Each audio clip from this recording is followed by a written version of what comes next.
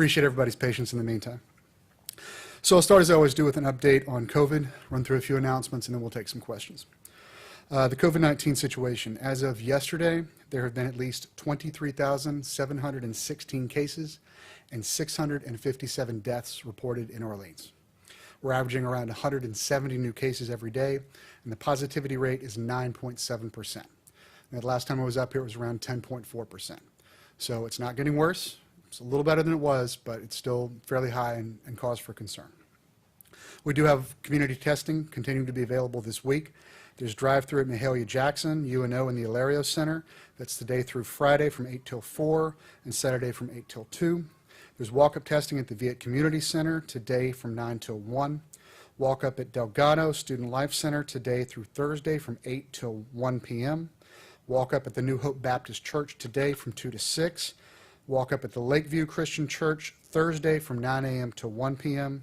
Walk-up available at the Mexican Consulate this Friday from 9 till 3, and available walk-up as well at the Hispanic Apostolate this Saturday from 9 a.m. till 3. We do continue to encourage everyone, please go get tested. That testing data is critical to our response, and we need to know where we are to know where we're going.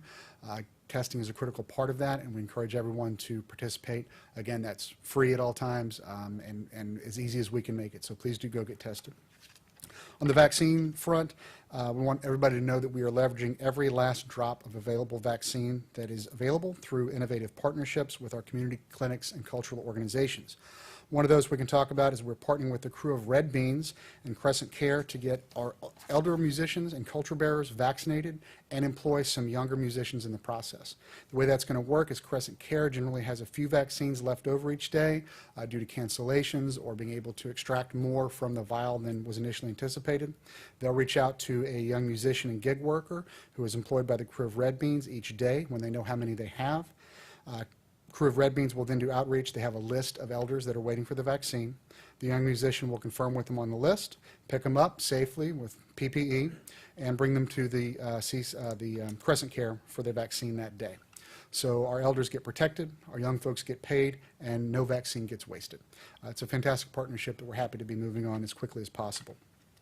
There do remain continuing shortages and uncertainty around vaccine availability at the federal level, and obviously that trickles down to the state and to the local level.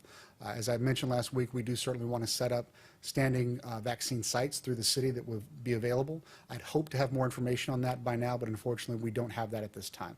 We continue to work closely with our federal and state partners. As soon as those details are locked in and confirmed, we will be rolling it out on every channel that we possibly can. In the meantime, we do continue to urge everyone to be patient and to continue to observe the social distancing guidelines, the masking guidelines, everything that's in place to keep you safe. We did learn at the end of last week about this new variant of the virus that's out there that is more transmissible, it's more contagious. The safety guidelines that have been in place remain the same. Their efficacy, the safety that they provide is the same with this as it was with the basic COVID strain that we already knew about. Wear your mask, maintain social distance, avoid large gatherings. So nothing significantly has changed there, but it is all the more reason to be cautious and to observe the guidelines where you can.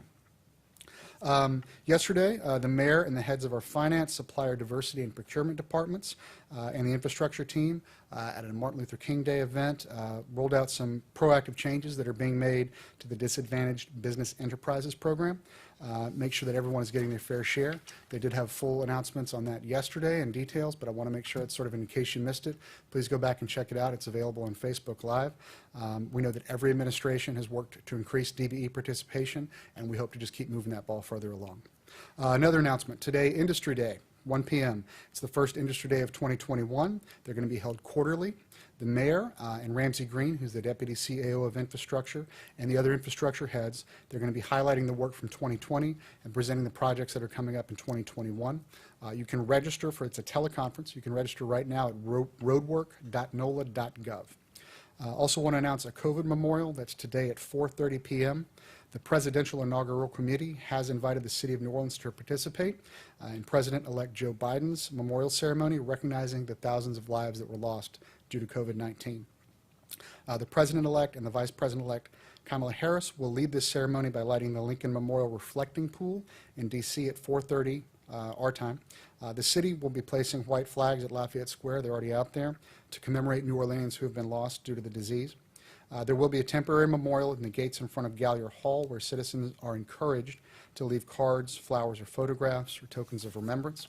There will be a small ceremony today that is not open to the public due to coronavirus restrictions. The Mayor and City Council President, Helena Moreno, will be in front of Gallier Hall. That will be streamed live on all of our Facebook channels, so we encourage people to check it out there. Unfortunately, due to the realities of the pandemic, we don't want to have a large crowd event there today. One last announcement, and then we'll move to questions. There's going to be a groundbreaking this Thursday at 10 a.m. Bayou St. John Fairgrounds, 7th Ward. The Mayor and Ramsey Green will be out there to mark the start of a new joint DPW and Sewage and Water Board project. It's a $23 million project through FEMA funding. And we'll have full details on that. Again, that's Thursday at 10 a.m. And with that, we'll move to questions. So you mentioned a new variant that we've seen, a case of it in the greater New Orleans area. We've seen reports out of the UK how fast it spreads. Scientists at this point haven't said it's more deadly necessarily, but definitely more contagious. Is there, you mentioned continue the same safety guidelines, but is there any new concern about how rapidly this variant spreading? As I said, the concern there, and I think you sort of just articulated this, is not that it's necessarily more deadly, but that it is more contagious. The safety precautions that we have in place continue to be the best practices. I spoke with Dr. Vegno in the health department about this specifically, and the guidance that we want to put out there is that people just need to adhere to the guidelines that are in place. So everything you've been doing, keep doing it. What this should do is be an alarm and a wake-up call for people that as much as we're all exhausted by this pandemic, it continues to be a live concern. It continues to be a changing situation. And the best things that people can do are, again, adhere to those guidelines. Wear your mask, practice social distancing, and avoid large gatherings.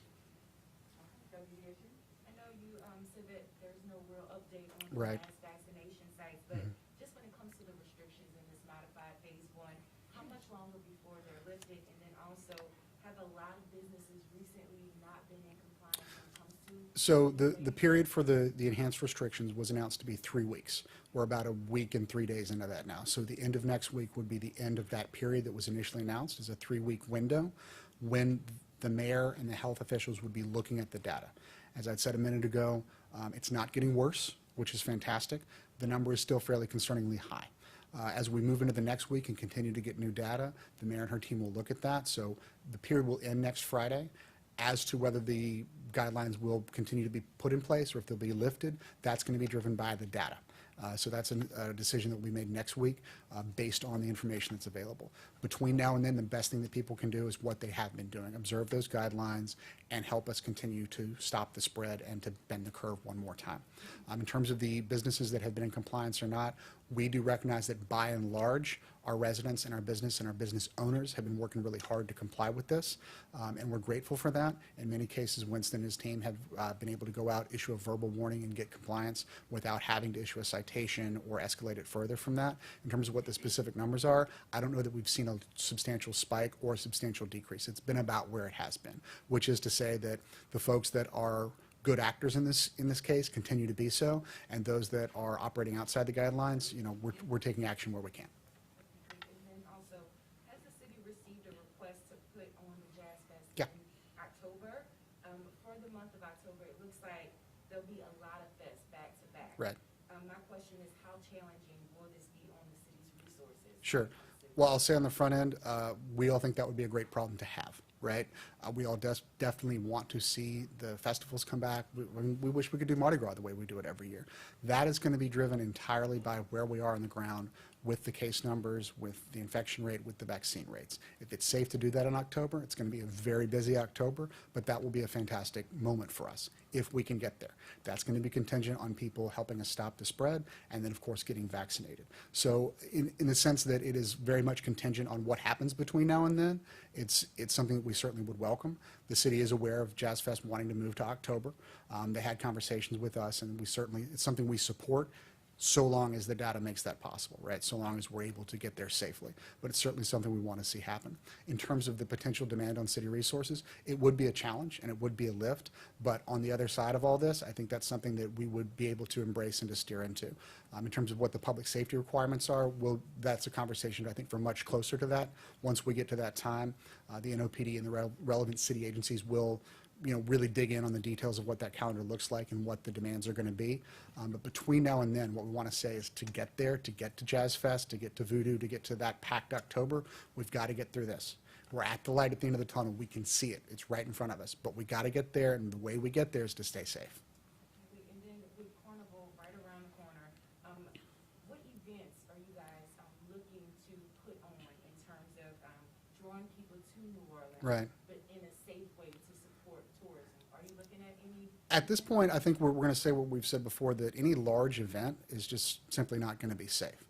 That said, reality is what it is. We understand people are going to be traveling here, and we hope and expect that, as the mayor suggested, that they will behave the way that our New Orleans residents have been behaving, meaning they embrace those guidelines, they mask up, they maintain social distance. So we're not going to be doing anything that will encourage or draw a large crowd, but we do recognize that people are going to be visiting regardless. When they do, we want them to do it in the safest way as possible. One more question. Okay, just when it comes to the Bourbon Street shooting, I know I think there was one other one last month. If you could just kind of talk to us about that, give us some more detail. I don't have a lot of additional details on that at this point. I would refer you to NOPD's PIO team to get sort of their latest update. I will say that broadly, public safety continues to be a #1 priority for this mayor and certainly for Chief Ferguson. I know he and his team are devoting every resource that they can to addressing the situation. It's something that they're aware of, something that they're working on. In terms of the specific details of that incident, I'd refer you to their office. Okay? In terms of tourism and trying to promote it safely, is there any threshold we would have to get to, whether it's, a spike in positive cases or finding more cases of the variant? Is there any point at which the city would just tell tourists to just stay home?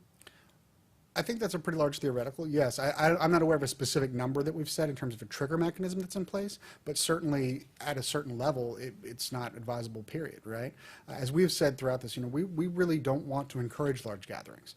There is a reality that people are going to be coming here regardless, and so our message to them is when you do it safely.